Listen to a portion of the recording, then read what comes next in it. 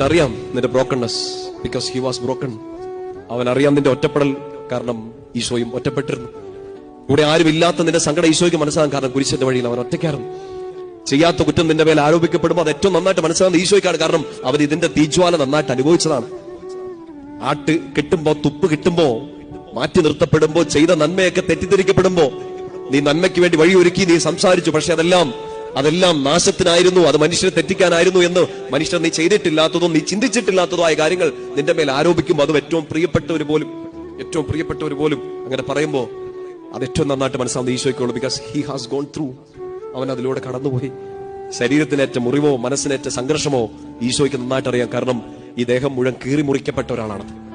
നിന്റെ ശരീരത്തിലെ ഏതെങ്കിലും ഒരു അവയവം വേദനിക്കുമ്പോ, സങ്കടപ്പെടുമ്പോ, അസ്ഥികൾക്കോ ഞരമ്പിനോ ത്വക്കിനോ നിന്റെ എന്തെങ്കിലും ഒരു രോഗമോ നിന്നെ വേട്ടയാടുമ്പോ അത് ഏറ്റവും നന്നായിട്ട് മനസ്സിലാവുന്ന ഈശോയ്ക്കാണ്, കാരണം അവനെപ്പോലെ ശരീരത്തിൽ മുറിവേറ്റ വേറെ ഒരാളെ നമുക്ക് പരിചയമില്ല.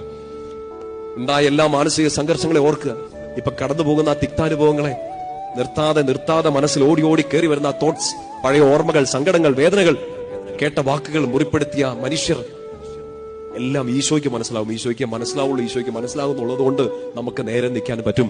നമ്മളെ പുനരുദ്ധരിക്കാൻ ഈ മുന്തിരിവള്ളി നട്ട ഈശോയ്ക്ക് മാത്രമേ പറ്റുള്ളൂ.